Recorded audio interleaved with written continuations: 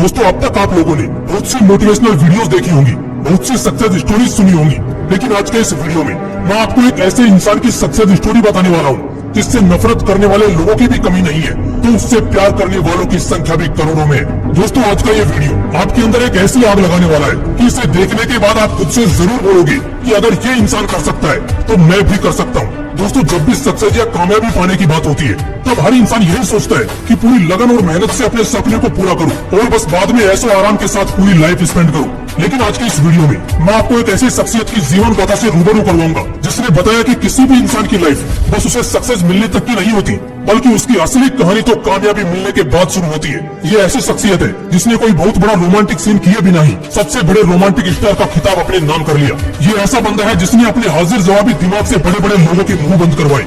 इतना सब कुछ बताने के बाद तो आपने गैस कर ही लिया होगा कि मैं किसकी बात कर रहा हूँ। अगर गैस कर लिया हो तो फटाफट उसका नाम कमेंट सेक्शन में लिख देना, और अगर नहीं गैस कर पाए तो कोई बात नहीं, इस वीडियो को देखने के बाद आप उस इंसान की रग रग से वाकिफ हो जाओगे। So let's start the video. दोस्तों कहते हैं कि अगर किसी चीज को पूरी शिद्दत से चाहो तो पूरी कायनात उसे तुमसे मिलाने की कोशिश में लग जाती है। इसमें कोई दो राय नहीं है कि अगर तुम किसी चीज को बेइंतहा चाहते हो तो वो एक ना एक दिन तुमको मिलनी ही है। लेकिन इसके लिए हमें एक बहुत ही कठिन राह तय करनी पड़ती है, जिसमें हमें एक ऐसी नदी को पार करना पड़ता है जिसे किसी भी तरह की कश्ती या नाव के जरिए पार नहीं किया जा सकता। इसे सिर्फ अपने सपने के प्रति हमारी मेहनत और लगन की बदौलत ही पार किया जा सकता है। अगर हम इस चीज में फेल हो गए ना तो फिर कितना भी बड़ा लक्ष्य क्यों ना हो उसे किसी भी कीमत पर हासिल नहीं किया जा सकता। और यह जो अपना सपना पूरा करने का पहला पड़ाव होता है ना, इस पहले पड़ाव में ही ज्यादातर लोग हार मान लेते हैं। सक्सेसफुल होने के बाद का पड़ाव तो दूर ही रह जाता है। हमारे आज की कहानी के हीरो ने दोनों पड़ाव देखे हैं और इन दोनों ही पड़ाव में वो पूरी तरह सफल भी रहा, और न सिर्फ सफल रहा बल्कि लोगों के लिए एक मिसाल बन गया।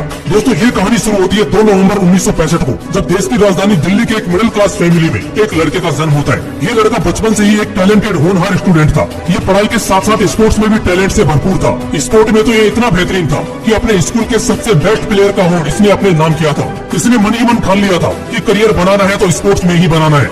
इस सपने को पूरा करने के लिए वो रोज कड़ी मेहनत करने लगा। उसे दिन रात सोते जागते बस एक ही सपना आता कि वो एक बहुत बड़ा स्पोर्ट प्लेयर बन गया है। लेकिन एक दिन उसके इस सपने पर पानी फिर गया जब प्रैक्टिस करते वक्त उसको बुरी तरह चोट लगी।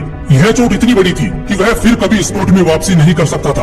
दोस्तों दुनिया में हर इंसान की लाइफ में एक ऐसा मोड़ आता है जब लगता है कि सब कुछ तबाह हो गया है, और इसी मोड़ पर ज्यादातर लोग हार मान लेते हैं। लेकिन हमारे हीरो में कुछ खास बात थी। जिंदगी से इतनी बड़ी ठोकर खाने के बावजूद वो रुका नहीं। उसने खुद के अंदर छिपे दूसरे हिडन टैलेंट को खोजना शुरू किया और उसे इसमें कामयाबी मिल भी गई। उसने खुद में पाया कि वो एक रियल लाइफ हीरो जरूर बन सकता है, मतलब फिल्मों की दुनिया में अपना करियर बना सकता है। इस सपने को हकीकत बनाने के लिए उसने थिएटर ज्वाइन किए और इतनी मेहनत की कि वहाँ उसके टैलेंट का जादू सिर चढ़ के बोलने लगा।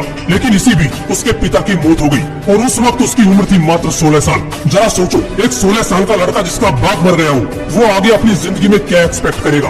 दोस्तों सफलता की रेस में जिंदगी बीच बीच में ऐसे हथौड़े मारती है कि उनकी चोट सह पाना बहुत मुश्किल हो जाता है। उसके पिता की मौत भी ठीक उसके लिए उस हथौड़े की चोट की तरह थी, इसे सह पाना बहुत मुश्किल था।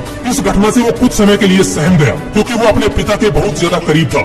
उसके माँ बाप उसके लिए भगवान से भी बढ़कर थे। लेकिन पिता की मौत के बावजूद उसने हार नहीं मानी। उसने अपने सपने को अपने पिता के सपने के रूप में देखा और कुछ ही दिनों में वो दोगुनी ताकत के साथ खड़ा हुआ और फिर से अपने सपने को पूरा करने की ओर बढ़ने लगा। वो इतने बेहतरीन ढंग से काम कर रहा था कि उसे टीवी सीरियल में काम करने का मौका मिल गया। दोस्तों जब लोगों को इस तरह का मौका मिलता है तो वो लोग इसे अल्टीमेट सक्सेस मिलने की तरह सेलिब्रेट करते हैं। लेकिन हमारे हीरो ने इसे एक ऐसी अपॉर्चुनिटी के रूप में देखा जहां वो अपनी एक्टिंग स्किल्स को और भी ज्यादा इम्प्रूव कर सकता है। और यह सच बात है क्योंकि इस दौरान उसे कई फिल्मों में काम करने का ऑफर आया, मगर उसने ये ऑफर्स ये कहते हुए ठुकरा दिए कि उसे अपनी स्किल्स को और भी ज्यादा इम्प्रूव करना है, ताकि जब भी लोग उसकी परफॉर्मेंस देखें तो लोगों को उसे जज करने का मौका ही ना मिले।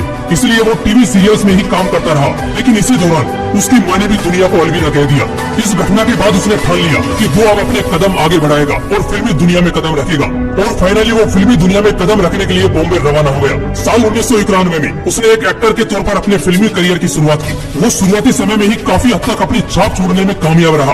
एक हीरो के तौर पर छोटी मोटी कामयाबी हासिल करने के बाद उसने कई फिल्मों में एंटी हीरो के तौर पर काम किया और फिर साल 1993 में उसकी फिल्म आई बाजीगर। इससे भी वो लोगों का मन जीतने में कामयाब रहा।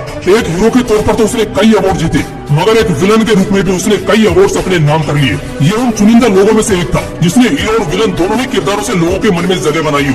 ये तो बस शुरुआत का समय था और शुरुआती समय में ही इसने इतना कुछ हासिल कर लिया। लेकिन इसकी जिंदगी का असली टर्निंग पॉइंट तो साल 1995 में आया जब इसकी फिल्म दिलवाले दुल्हनिया ले जाएंगे रिलीज हुई। इस फिल्म ने ऐसे ऐसे रिकॉर्ड तोड़े और बनाई जो आज भी मजबूती से बने हुए हैं। दोस्तों, इस फिल्म की गिनती आज भी इंडियन फिल्म इंडस्ट्री की सबसे बेहतरीन और सबसे ज्यादा कमाई करने वाली फिल्मों में की जाती है। इस फिल्म ने हमारे हीरो को इंडिया के रोमांस किंग की उपाधि दिलाई। यहाँ तक कि इनका comparison the great Dilip Kumar से किया जाने लगा। इतनी बड़ी सफलता के बावजूद आगे का समय कठिनाइयों से भरा रहा।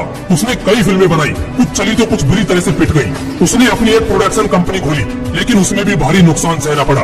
लेकिन वो कहते हैं ना, जब समंदर पूरी तरह शांत होता है तो उसे हल्के में नहीं लेना चाहिए, क्योंकि वो आने वाली सुनामी का संकेत होता है। हमारा हीरो भी एक शांत समंदर ही था, क्योंकि जैसे ही उसने 21वीं सदी में कदम रखा, यानी कि जैसे ही साल 2000 शुरू हुआ, हर फिल्म के साथ वो एक नया कीर्तिमान रास्ता चला गया। उसने रोमांटिक से लेकर रोबोट ऐसे ऐसे कैरेक्टर्स किए जिन्हें आज भी जब देखा जाता है तो तालियां और सीटियां बजती है। एक प्रोडक्शन कंपनी खोल के नुकसान उठाने के बावजूद उसने हार नहीं मानी थी। उसे अपने बिजनेस माइंड पर पूरा विश्वास था, इसलिए उसने साल 2004 में फिर से एक प्रोडक्शन कंपनी बनाई। दोस्तों, आपको विश्वास नहीं होगा, लेकिन आज ये कंपनी इंडिया के सबसे बड़े प्रोडक्शन हाउसेज में से एक है। ये कंपनी बड़ी बड़ी फिल्मों में VFX वर्क का भी काम करती है। और आज की बात करें तो ये इंसान दुनिया का तीसरा सबसे रिचेस्ट एक्टर है। दोस्तों, अब तक तो आप लोग समझ ही गए होंगे, ये कहानी थी किंग ऑफ बॉलीवुड और किंग खान के नाम से जाने जाने वाली बॉलीवुड सुपरस्टार शाहरुख खान की। इतनी बड़ी सक्सेस हासिल करने के बावजूद ये इंसान आज भी इसे सक्सेस के तौर पर नहीं देखता। उसका कहना है कि सक्सेस को हासिल करना तो बस एक मामूली सी बात है, असली परीक्षा तो सक्सेस को अचीव करने के बाद उस सक्सेस को बनाए रखना है। खुद ही सोचो यार,